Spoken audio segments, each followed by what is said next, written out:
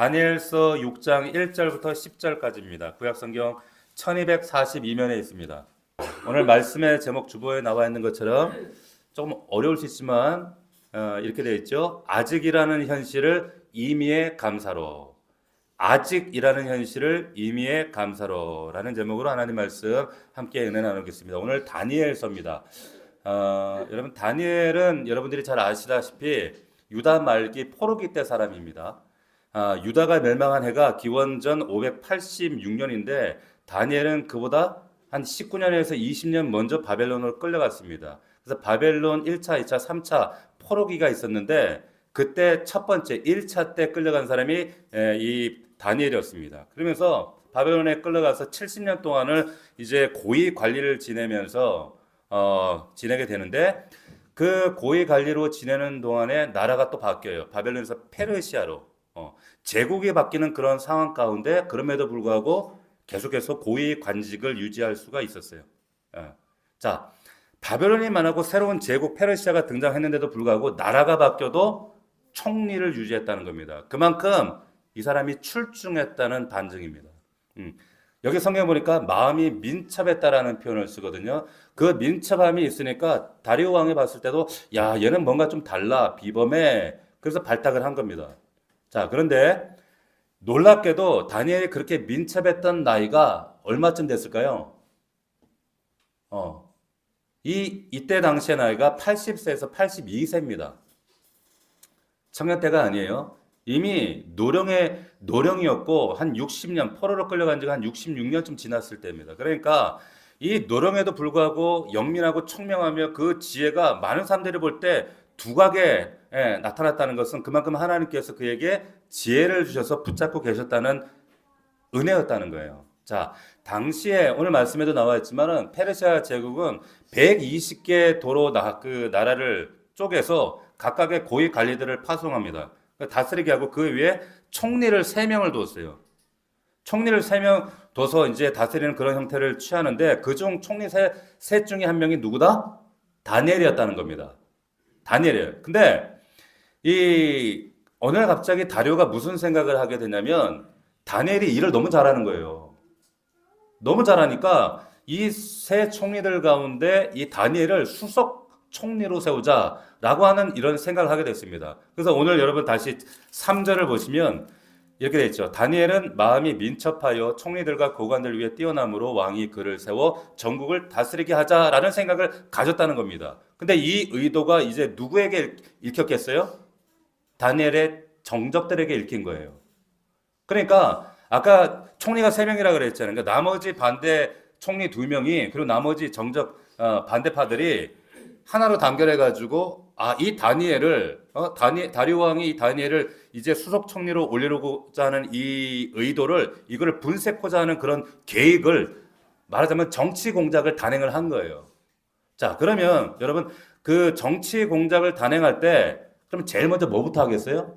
뭐부터 해요? 탈탈 털죠. 주변을 탈탈 터는 겁니다. 그러니까 다니엘의 뒤를 낱낱이 다 털었는데 아무리 털어도 먼지 하나 나오는 게 없는 거예요. 아무 허물을 찾을 수가 없는 겁니다. 그래서 사람들이 이 정적들이 고민하던 끝에 결론 묘안 하나 딱 냈는데 그게 뭐냐? 이 사람은 율법을 가지고 건드려야 된다. 왜? 하나님의 율법, 곧 이 사람은 신앙인이기 때문에 저희가 고수하는 그 신앙, 율법을 가지고 위험에 함정에 빠뜨리지 않으면 이 사람의 일반적인 생활 양식을 가지고는 이 사람을 무너뜨릴 수 없다라는 그런 결론에 이르게 된 거예요. 그래서 이 반대파들이 도출해낸 묘안이 뭐냐? 30일 동안 어떤 신에게도 사람에게도 절하지 못하도록 하자는 왕의 칙령을 내리자 이렇게 결의를 한 겁니다. 자, 다리오 왕에게 이 안을 가지고 다리오 왕에게 갔어요. 그러니까 다리오 왕이 좋아했을까요? 좋아했을까요? 당연히 좋아하죠. 왜 좋아했어요? 방금 이제 바벨론에서 페르시아 제국으로 이제 왕권이 옮겨가는 과정에서 가장 초기 왕권 국가에서 집중하는 게 뭐예요? 왕권을 강화하는 거 아닙니까?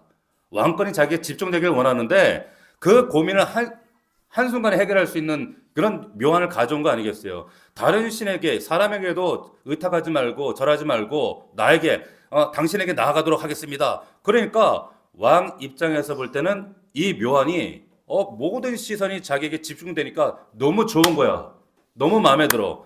야, 뭐 손해볼 게 없는 겁니다. 그래서 근데 또 무제한적으로 계속 그러자 그러면 사람들 민심이 이반될 수 있으니까 한시적으로만 합시다. 얼마 동안? 30일 동안만. 한 달 동안만 자, 모든 사람이 당신에게 집중하도록 합시다. 했는데 다리오가 그래, 너무 좋아. 도장을 팡 찍어줬단 말이죠. 자, 그런데 그러면 이것이 지금 이거는 누구를 위한 독서 조항이 있는 거예요? 예? 대답을 해보세요. 누구를 향한 독서 조항이 있어요? 다니엘을 향한 지금 독서 조항이 법 안에 들어가 있는 겁니다. 이걸 자, 마음이 민첩한 다니엘이 알았을까요? 알았을까요? 알았죠. 몰랐을 리가 없죠. 완벽하게 다 아는 거예요. 완벽하게 다 파악하고 근데 그럼에도 불구하고 다니엘이 어떤 행동을 하느냐 여러분 잘 보세요. 여러분 신앙은 이런 거예요. 자 보세요. 다니엘이 오늘 10절 말씀 본 것처럼 예루살렘을 향해서 창문 활짝 열어놓고 하루 3번을 기도했는데 아침 점심 저녁 문 열어놓고 기도를 했어요. 자 보통 유대인들이 창문을 엮고 좀 신실한 유대인들은 하루에 몇 번을 기도하는가? 아침 저녁 2번을 기도합니다. 예? 그런데 다니엘은 3번 기도한 거예요. 예루살렘을 향해서 창문을 활짝 열어놓고 여러분 뒤에 일어난 이슬람은 기도를 몇 번 하는가? 이 유대교의 이러한 모습을 보고 우리는 더 열심을 내야 된다. 이래가지고 3 플러스 2에서 지금 그래서 5번 하는 거예요. 예루살렘으로 창문을 여는 것을 자기들은 어디를 향해서? 메카를 향해서. 이게 다 여기서 나온 거예요. 자, 그런데 다니엘은 보세요. 여기서 여러분들이 질문해야 될 게 있어. 뭐냐? 다니엘은 자기에게 이런 불리한 독서 조항이 있다는 사실을 알고 있음에도 불구하고 왜 기도의 자리로 나아갔는가라고 하는 거예요.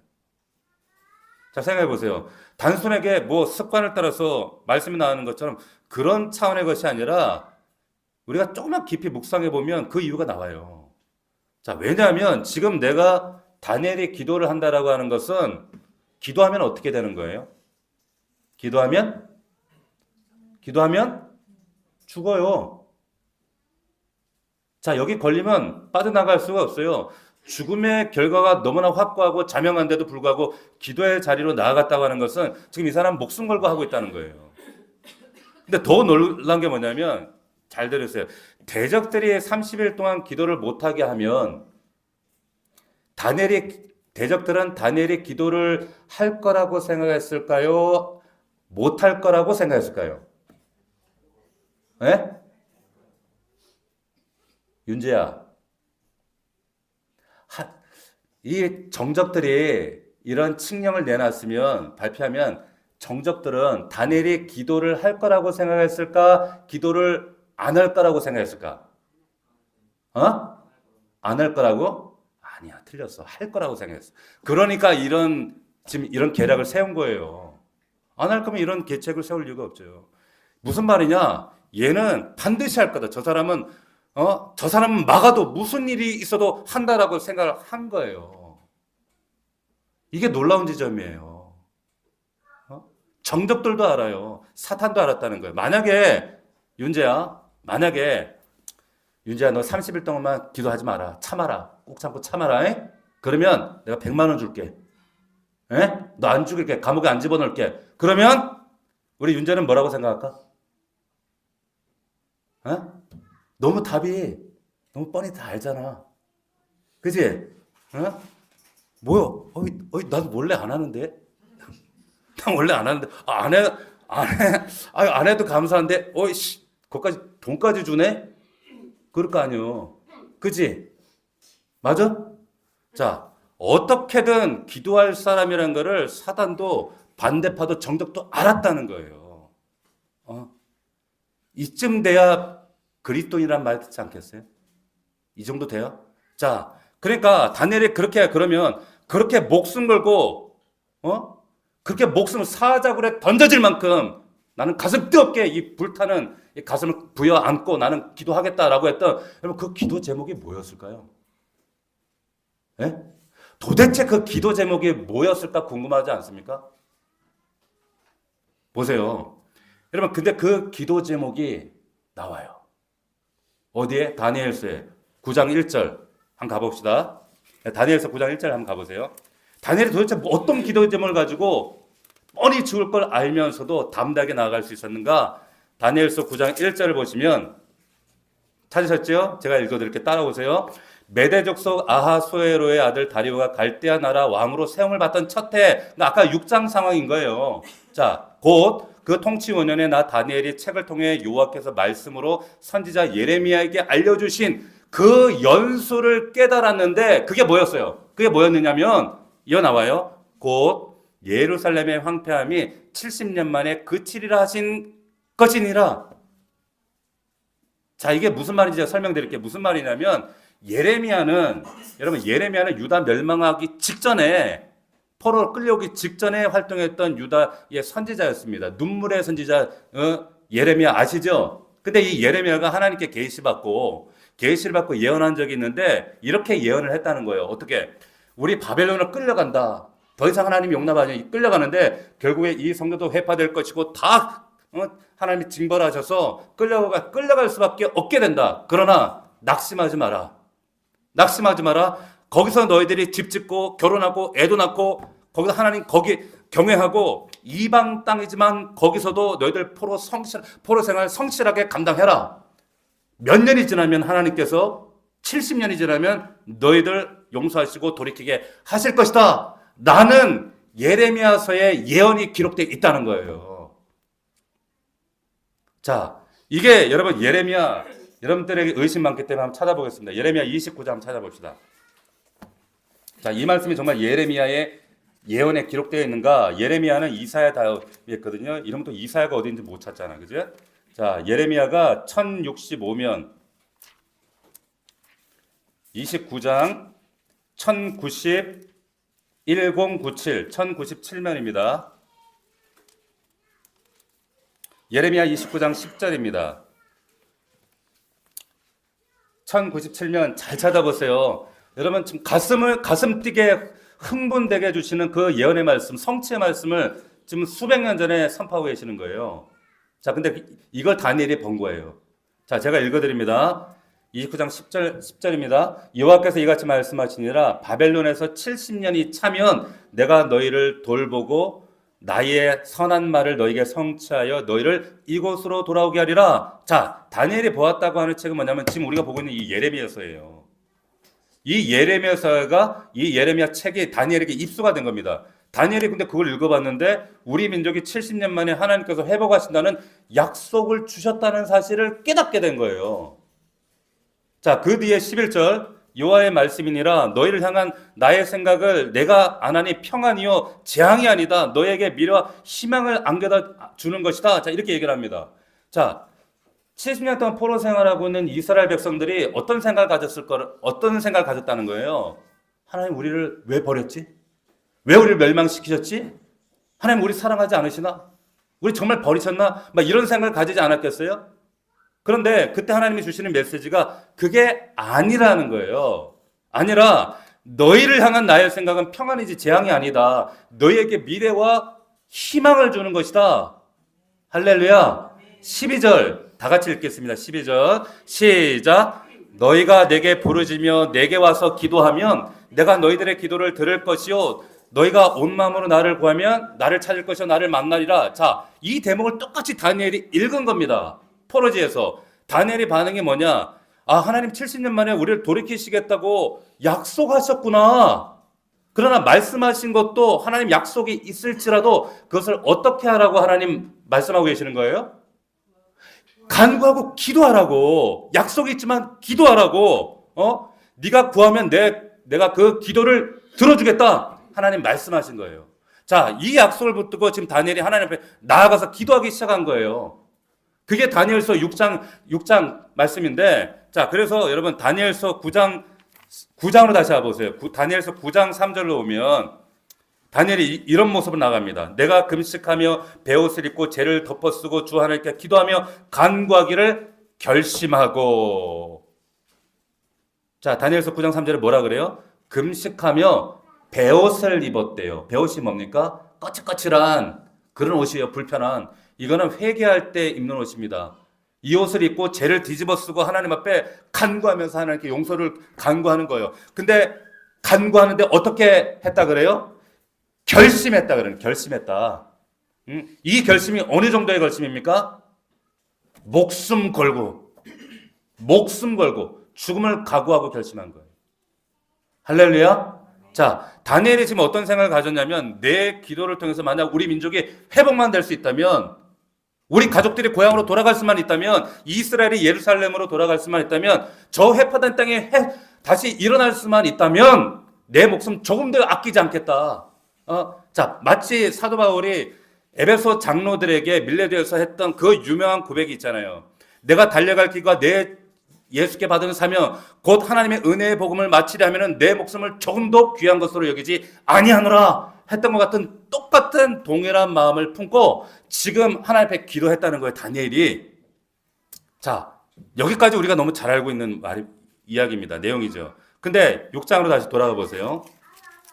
6장을 보면 여러분 이런 말씀이 나와요. 10절 보십시오. 다니엘이 이 조서의 왕의 도장이 찍힌 것을 알고도 자기 집에 돌아가서는 윗방에 2층에 올라갔어요. 자, 창문 열어놓고 하던 대로 세 번씩 무릎 꿇고 기도했는데 그 뒤에 뭐라고 나와요? 10절 다음에 기도하는데 어떻게 기도했어요? 그의 하나님께 감사했어요. 자, 여러분 좀 이상하지 않습니까? 여러분 좀 이상하지 않아요? 자, 다니엘이 그래 기도하는 건 오케이, 그럴 수 있어. 하나님 약속을 예레미야서를 통해서 약속의 말씀을 잡았고 캐치했고 깨달았어. 기도 제목 있습니까? 이거는 목숨 걸고 기도할 만한 기도 제목이지. 근데 그거는 이해가 되는데, 근데 지금 이 상황이 여러분 감사할 만한 상황이에요? 여러분 생각해 보세요. 지금 이때가 언제냐면 포로 끌려간 지 66년 됐어요. 앞이 안 보여요. 언제 끝날지 조짐이 없어요. 우리가 일제 식민지에서 몇 년 생활했습니까? 몇 년? 36년. 그러니까 치가 떨리잖아요. 지금도 그러니까 우리가 축구하면 일본한테는 지면 안 된다 그러고 가위바위보도 지면 안 된다고 막 이러잖아요. 일본한테는 막 응어리 가져가지고 근데 당시 사람들은 60년 동안 포로 생활했어. 얼마나 한이 맺혔을까. 거기에다가 희망이 보이지 않죠. 고국 땅으로 언제 돌아갈 수 있는 뭐 기회조차 조짐조차 보이지 않지. 총리가 되었는데도 불구하고 정적들이 공격하는데 기도를 멈추게 하려고 이제 죽이려고 30일 동안 제한하죠. 사자굴에 집어넣으려고 하죠. 근데 자신은 80대 늙은이야. 지금 감사할 게 있습니까, 여러분? 감사할 게 있어요? 다니엘에게? 자, 우리가 이 본문을 주일학교 때부터 너무 들었던 본문이기 때문에 저도 이걸 여상하게 보았기 때문에, 근데 자세히 보면 여기에 놀란 하나님의 비밀이 있다는 거예요. 뭐냐? 다니엘이 감사했다? 여러분 도대체 뭘 감사했을까요? 어떻게 감사했던 거예요? 네? 자, 거두절미하고 뭐 때문에 하나님 앞에 감사할 수 있었냐면, 여러분 잘 들으세요. 하나님의 약속이 이루어질 것을 잡아내렸기 때문이에요. 이게 무슨 말인가? 잘 들으세요. 하나님의 약속을 이루어질 것을 확실하게 보고 이것을 내 것으로 잡아당겼단 말이에요. 이게 무슨 말인가? 보세요. 70년 동안 바벨론 포로 생활, 70년 지나면 하나님 회복시켜 주신다고 했어요. 하나님 우리 죄악을 용서해 주십시오. 다시 한번 고향 땅 밝게 해 주십시오. 목숨 걸고 기도하는데 그때 다니엘의 가슴속에 뭐가 확 들어왔냐면 약속하신 그 하나님이 가지고 계신 하나님의 계획과 뜻과 그 하나님의 말씀이 내 가슴속에 어떻게 된 겁니까? 확신으로 확 들어왔다는 거예요. 경험해 보셨나요, 여러분? 그때 그 하나님 앞에 그가 터져나왔던 고백이 뭐냐? 그 반응이 뭐냐면 감사했다는 겁니다. 기쁨이었다는 거예요. 야, 여러분, 이 감사라는 단어가 원어로 보면 이게 일시적인, 여러분들이 생각하는 일시적인 감사, 그냥 뭐 입에 발린 말로 그냥 기도하다가 순서상 하는 감사합니다 하는 수준 차원의 감사가 아니라 이 성경 원에 보면 이 시제가 능동형 분사형이라고 되어 있어요. 무슨 말이냐면 지금 다니엘은 어떤 종류의 감사를 올려드리고 있냐면 강한 확신의 사로잡혀서 능동적으로, 그리고 이것은 지속적으로, 분사라는 말은 지속적으로 끊임없이 하고 있는 감사라는 뜻이에요. 자, 여러분 오늘 설교 핵심이 여기 있습니다. 어떻게 하면 내 처해진 상황과 정황을 뛰어넘어서 하나님으로 말미암은 그 확신에 사로잡힌 그 감사의 고백을 내가 폭발할 수 있는가? 올려드릴 수 있는가? 그거예요. 자, 빌립보서로 가보겠습니다. 빌립보서. 자, 오늘 성경을 좀 열심히 찾아보겠습니다. 빌립보서. 자, 신약성경 320년 다 찾으세요. 찾는 훈련 열심히 하셔야 됩니다.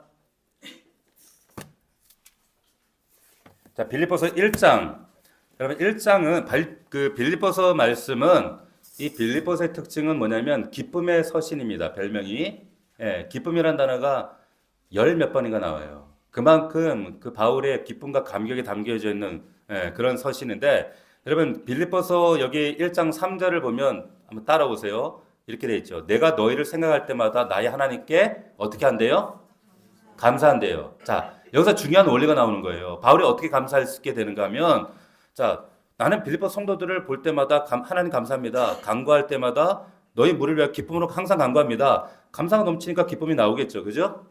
자, 그래서 근데 왜? 5절 보면 너희가 첫날부터 지금까지 복음을 위한 일에 참여하고 있기 때문이다. 이게 무슨 말이냐면, 내가 빌립보 지역 가서 너희들에게 복음 전했을 때부터, 그때부터 지금까지 너희들이 복음을 듣고 잘 믿고 잘 따라오고 정말 믿음 안에 잘 성장하고 있다.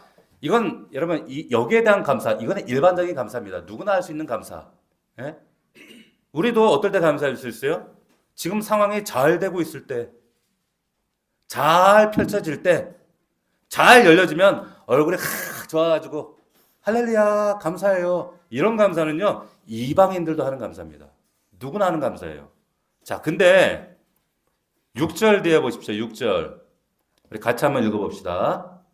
같이 읽겠습니다. 한 목소리로 시작. 너희 안에 착한 일을 시작하신 이가 그리스도 예수의 날까지 이루실 줄을 우리는 뭐 한다고요? 확신한다는 거예요. 자, 여기 보면 그리스도인만이 할 수 있는, 믿음의 사람만이 할 수 있는 감사의 근거가 나오죠. 6절 뭐라고 얘기하냐면 너희 안에서 하나님께서 착한 일을 시작하셨는데, 착한 일이 뭐겠습니까? 구원의 일이에요.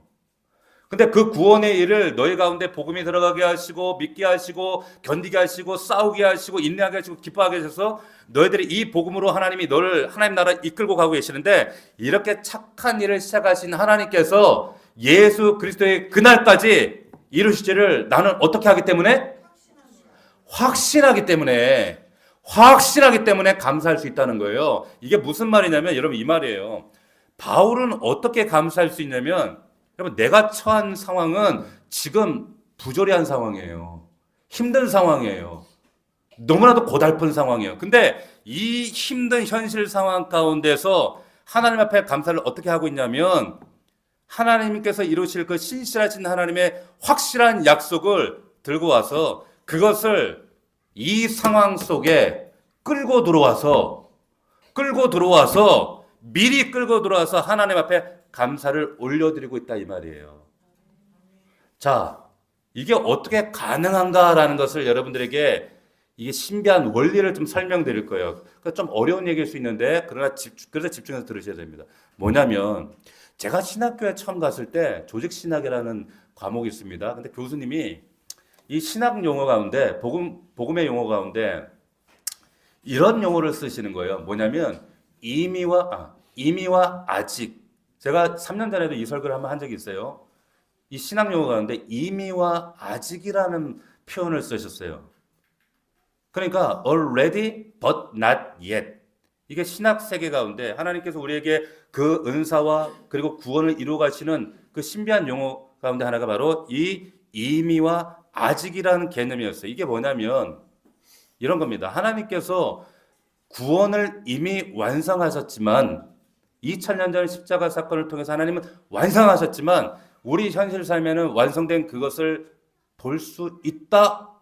없다? 에? 없어요. 없잖아요. 완성됐으면 모든 세상이 지금 천국으로 바뀌어야지 왜 이래? 자, 예를 들면 십자가의 부활로 우리의 구원을 하나님이 이루셨어요. 이 구원은 여러분들에게 완벽하게 성취됐습니까? 할렐루야? 이루어졌습니까? 여러분 구원 받았습니까? 아멘? 자, 그런데 우리 삶 가운데는 그럼에도 불구하고 여전히 죄 때문에 끌려가고 정욕에 끌리고 죄에게 질 때가 있습니까? 있습니까? 있잖아요. 있잖아요. 아직이라는 거예요, 이게. 이미 구원 받았는데도 불구하고 아직 우리의 현실은 달라지지 않았어요.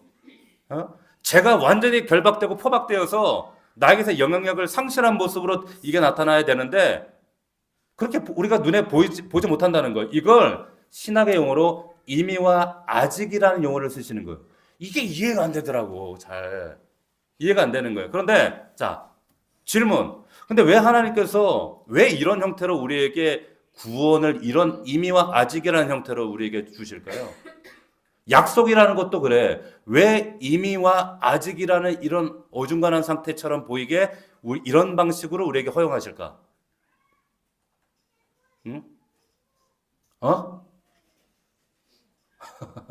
왜 그럴까요? 아니 쌈박하게 그냥 아직을 싹 없애버리고 이미만 줘버리면 날마다 승리, 성공, 니시, 정복 얼마나 좋아 쌈박하고 그래요 안 그래요? 왜 아직이란 낫 옛을 남겨두냔 말이에요. 자, 신학교 다니면서 제가 4년 동안 이게 별로 고민을 안 했어요. 자, 왜 그런 거냐면 여러분 잘 들으세요. 궁극적으로 하나님의 계신 곳과 우리가 속해 있는 곳이 다르기 때문이에요. 이게 무슨 말이냐면 여러분 하나님이 우리 보실 때 하나님이 우리를 바라보실 때 하나님은 시간과 공간 바깥에 계실까요? 시간과 공간 안에 계실까요? 바깥에 계시죠. 그죠? 여러분이 볼 때는 그러니까 하나님이 우리 볼 때 여러분을 볼 때는 어떻게 볼까? 하나님이 이 세상을 볼 때 우리는 지금 시 공간이라는 상황 정황 속에 들어가 있어요. 맞아요? 마치 뭘 생각하시면 되냐면 여러분 이런 식빵을 생각하시면 돼요. 식빵 아시죠? 네.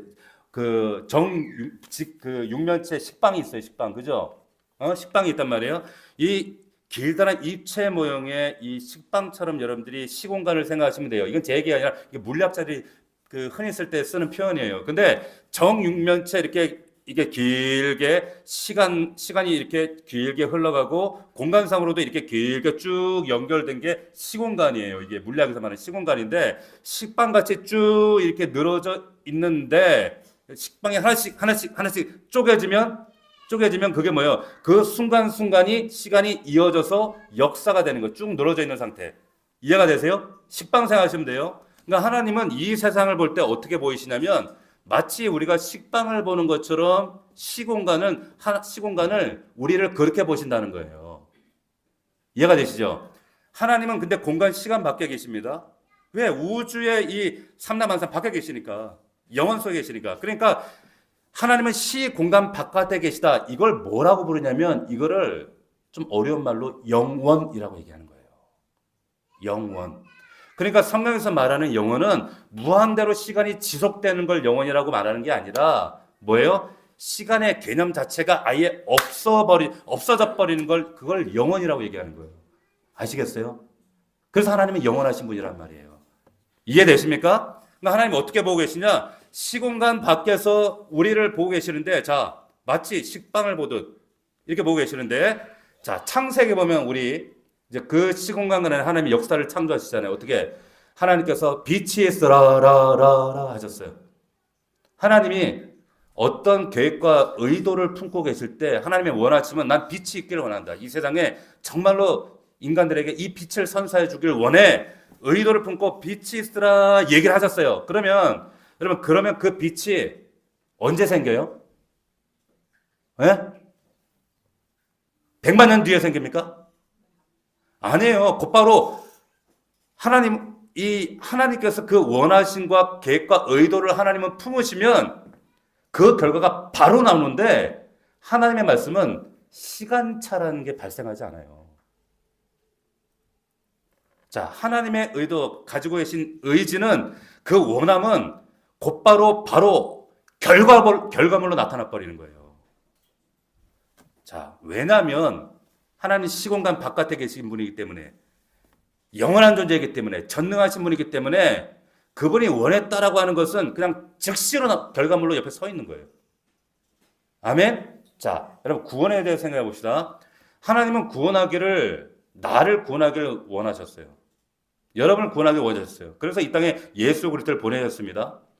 자기 아들을 보낼 만큼 여러분들을 사랑하고 그래서 그 구원을 원하셨어요. 그럼 하나님이 지금 이 박 목사를 창균이를 아무개를 너를 구원하기로 난 널 구원하고 싶다 이렇게 마음에 정하셨으면 그럼 하나님의 세계에 있어서는 그 구원이 이루어졌을까요? 이루어졌을까요?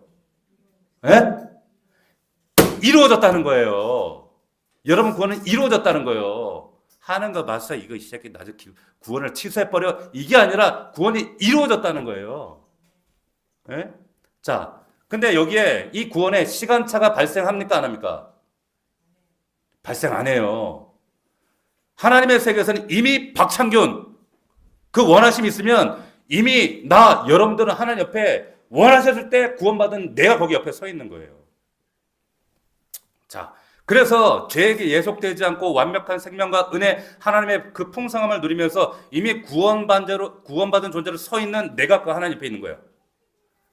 자, 하나님의 세계 속에서는 이미 근데 문제는 뭐예요? 현실 속에 있는 그 하나님의 의도와 계획이 현실 속에 있는 다시 말하면 이 식빵 속에 이 시공간 속에 살아가는 내 속에 그 하나님의 의도가 부어지면 어떻게 되는 거예요? 뭐가 발생해요? 시간차라는 게 발생한다는 거예요. 시간차가. 그러니까 예를 들면 설명드릴게요. 아브라함에게 하나님이 내가 너에게 아들 주고 싶다. 너에게 아들이 있기를 원한다. 그러셨단 말이에요. 창세기 12장에. 자, 그러면 영원 속에 계신 하나님께서는 이삭은 뭐예요? 이미 옆에 서 있는 거예요. 아시겠어요? 누가 서 있는 거예요? 이삭이 옆에 서 있는 거라니까. 근데 이미 하나님이 아브라함에게 난 너에게 아들이 있을지어다 라고 얘기했을 때 이게 우리 시공간 속으로 들어갈 때 시간차가 얼마가 생겼어요? 얼마? 25년이 생기는 거예요. 이해가 됩니까? 25년 생겼다는 거예요. 그러니까 여러분 잘 보세요. 하나님의 약속이라는 거는 사람 약속처럼 내가 미래에 그때 가서 내가 꼭 해줄게. 내가 그 담보로 꼭 해준다. 그런 차원의 약속이 아니라 하나님의 약속은 어떤 겁니까? 이미 이루어진 거예요. 할렐루야. 자, 이미 옆에 있는 결과물이라니까요. 응? 근데 문제는 뭐야? 아직이라는 게 있단 말이에요. 우리 현실에. 아직.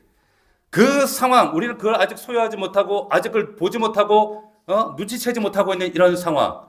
자, 그러면 보세요. 아까 앞으로 서두로 돌아와서 어떻게 이런 감사가 나올 수 있는가라는 질문을 앞에 던졌잖아요. 여러분, 기독교인이 감사하는 방법은 바로 여기 있는 거예요. 어떻게? 아직인 우리 상황 속에 여전한 아직 우리 이런 상황 속에 근데 뭘 끌고 들어오는 거예요? 뭘 끌고 들어와요? 고기봉 성도님 뭘 끌고 들어와야 돼요? 임의를 끌고 들어오는 거예요. 임의를 끌고 들어오는 거예요. 여러분 이해되시나요? 네? 여러분 이 사실이 여러분은 영혼 안에 각인되고 깨달아질 때 여러분들 기도의 사람 됩니다. 아멘? 간증의 기적의 주인공들이 돼요. 보세요. 하나님께서 우리를 향하신 모든 계획과 뜻, 약속을 이미 이루셨음을 믿는 자에게만 이 감사가 터져나올 수 있는 거예요. 자, 잘 기억해 보세요. 그래서 여러분 믿음과 감사와 기쁨은요 한 세트로 가는 거예요.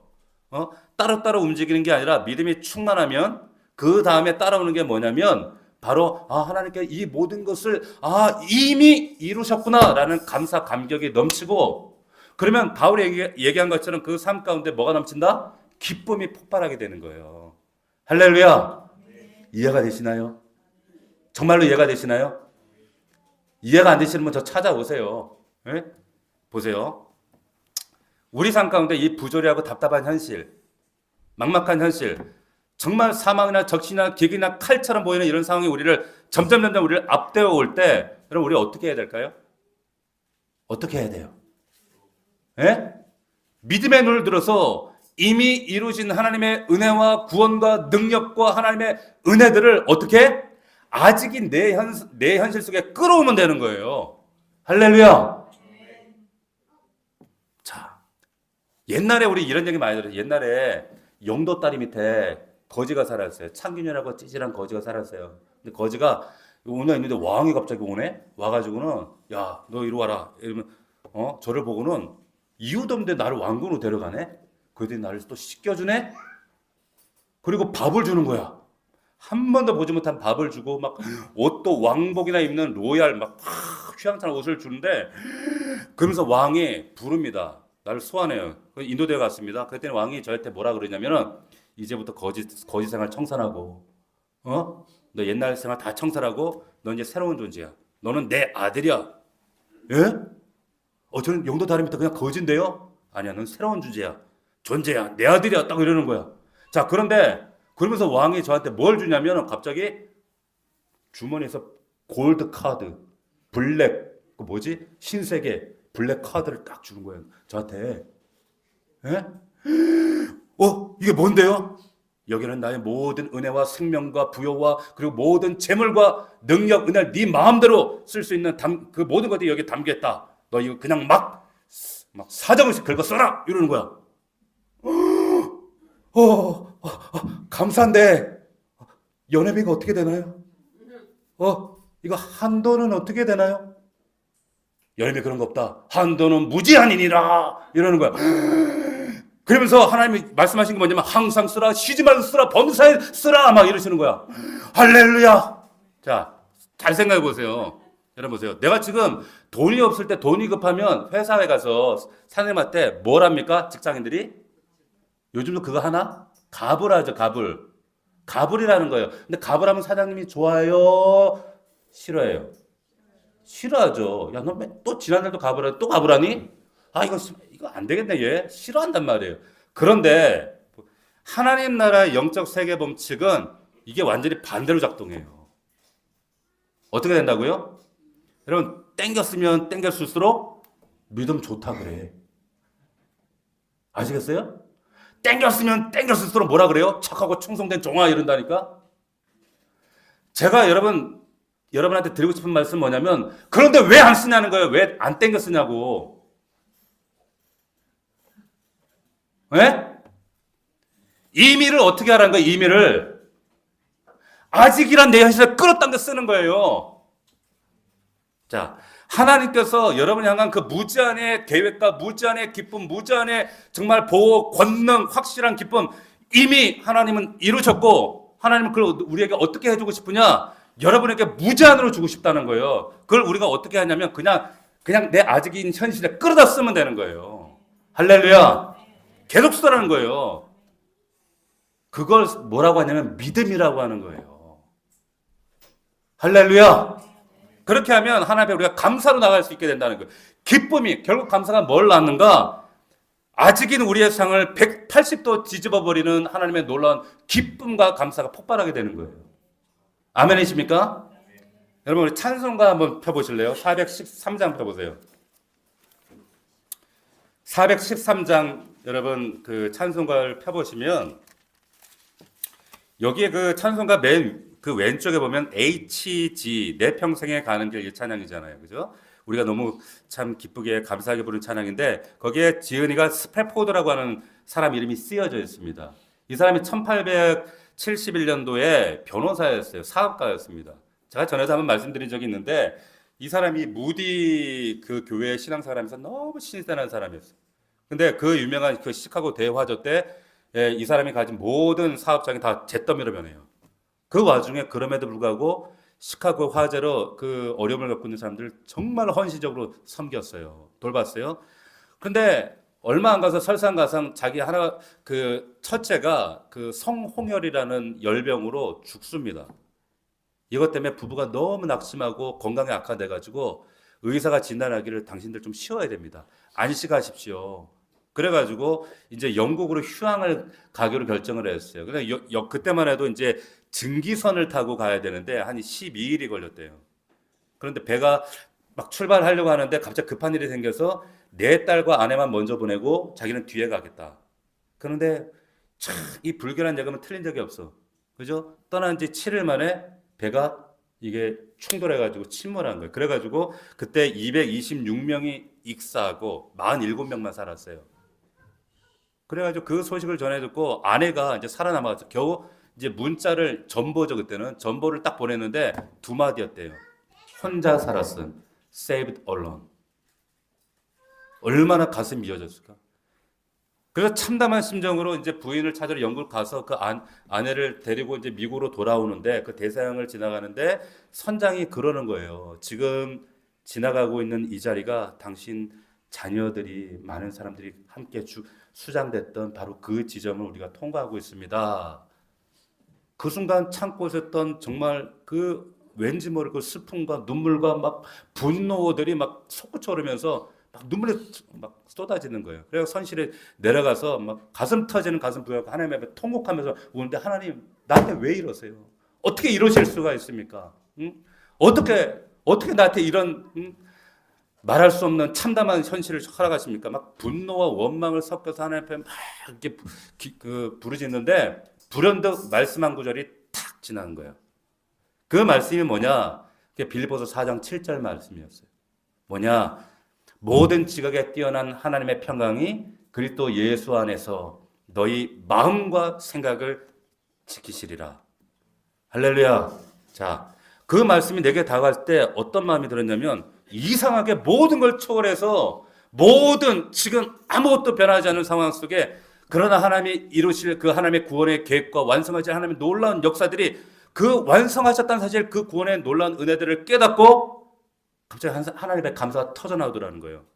근데 그 감사가 들어왔을 때 그 평안이 막 이루 말할 수 없는 평안함이 샬롬이 몰려오는데 그래서 그때 메모장을 꺼내가지고 막 적기 시작했는데 그때의 고백을 적은 게 오늘 이 지금 보는 찬송가 413장이에요. 뭐라고 되어 있습니까? 가사를 보면 이렇게 되어 있잖아요. 내 평생에 가는 길 순탄하여 늘 잔잔한 강 같든지 그 풍파로 무섭고 어렵든지 나의 영혼은 늘 평안하다. 저마귀는 우리를 삼키려고 입 벌리고 달려와도 주 예수는 우리의 대장되니 끝내 싸워서 이기리라. 내 지은 죄 주홍빛 같더라도 주 예수께 닿으려면 십자가 피로서 다시 눈눈보다 더 정하리라. 저 공중에 구름이 일어나며 큰 나팔 울릴 때에 주 오셔서 세상 심판에도 나의 영혼은 겁 없으리라. 내 영혼 평안해, 내 영혼 평안해, 평안해, 평안해. 예? 여러분 이 평안이 어디로부터 뭘로부터 발현된 겁니까? 여러분 하나님 주신 믿음을 통해서 가능했다는 거예요. 이렇게 감사할 수 있었던 그 근원이 뭐예요? 내 영혼 평안해, 평안해. 예? 여러분 보세요. 여기 이 가사가 나오기 직전에 가사들이 뭘로 끝나냐면 여러분 미대형으로 끝나요. 끝내 싸워서 이기리라. 흰 눈보다도 더 깨끗하게 되리라. 나의 영혼은 겁 없으리라. 여러분 이미를 아직인 나의 상황 가운데 끌고 들어왔을 때 그에게 이 평안이 터져나게 된 거예요. 아멘? 그러니까 여러분 이런 생각하지 마세요. 뭐 하나님 앞에 뭘 주면 감사하겠다. 그건 이방인이 하는 거고 그리스도인이 할 수 있는 믿는 자들만이 할 수 있는 그 감사는 뭐냐면 그 상황 속에서 나올 수 있는 감사는 어떤 감사해야 되냐면 어떤 상황 현실 속에서도 터져나올 수 있는 감사. 그게 뭐냐면 이미 이루신 하나님의 그 놀라운 역사들을 보고 끌어들여서 이미 이루신 그 하나님의 은혜와 역사들을 내 안에 가슴에 품고 아직은 내 현실 속에서 감사할 수 있는 것. 그게 진짜 감사입니다. 할렐루야. 그 감사가 여러분 삶에 넘치기를 주의 이름으로 축원합니다. 사망이나 생명이나 천사들이나 권세들이나 현재일이나 장래일이나 능력의 높이나 깊음이나 다른 어떤 피조물이라도 주 예수 그리스도 안에 있는 하나님의 사랑에서 끊을 수 있다 없다? 끊을 수 없다. 없어요. 그 능력의 감사 능력 안에 있기 때문이에요. 그 믿음이 우리를 다시 살게 하는 겁니다. 하나님께서 이루신 그 크신 역사와 능력 우리 이것들을 우리 삶 가운데 볼 때 정말로 이 감사를 고백하고 누리며 간증할 수 있는 우리 넘치는 교회가 되기를 주의 이름으로 축원합니다. 축복합니다. 아멘. 기도하겠습니다.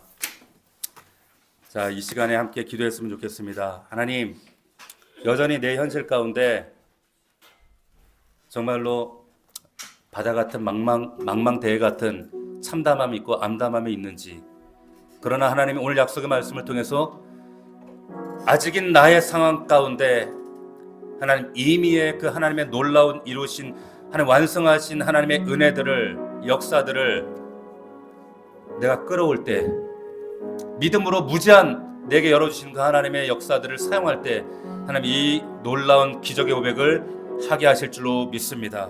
다니엘이 고백했던, 정말로 고백할 수 없는 그 현실 상황 속에서도 하나님의 감사로 고백했던 다니엘처럼 아버지 하나님, 다니엘이 조세의 왕의 도장이 찍힌 것을 알고도 예루살렘을 향한 창문을 열고 전에 하던 대로 기도하며 하나님께 감사했던 그 감사의 고백의 그 비밀이 내 영혼 안에 풀려지게 하시고 나 또한 그런 감사의 고백할 수 있도록 아버지 역사하여 주시옵소서. 믿음의 사람 되게 하여 주시옵소서. 우리 간절한 마음으로 우리 주여 한번 부르시고 통성으로 간구하며 나갑니다. 주여, 살아계신 아버지 하나님 감사합니다. 다니엘이 이 조서의 왕의 도장이 찍힌 것을 알고도 자기 집에 돌아가서는 윗방에 올라가 예루살렘으로 향한 창문을 열고 전에 하던 대로 하루 3번씩 무릎을 꿇고 기도하며 그의 하나님께 감사하였더라. 살아계신 아버지 하나님 감사합니다. 이 감사가 우리 사랑 넘치는 교회 성도들에게 정말로 넘쳐날 수 있기를 원합니다. 아버지 하나님 인도하여 주시옵소서. 아버지 하나님, 우리 믿는 자들의 감사하는 방법은 바로 이것입니다.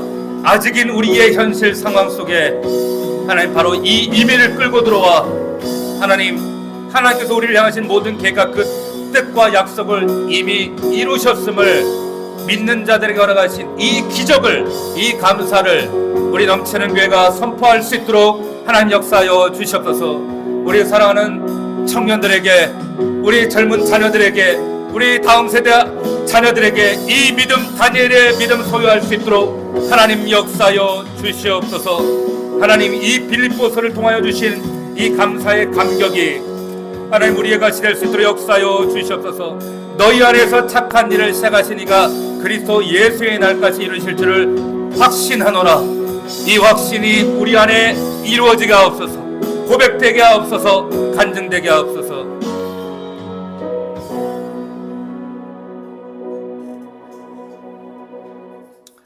살아계신 주님,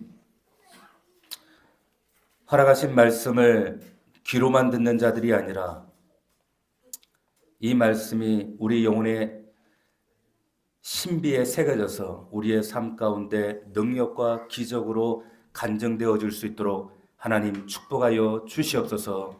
하나님, 우리 믿는 자들의 감사는 이방인들의 감사가 아닙니다.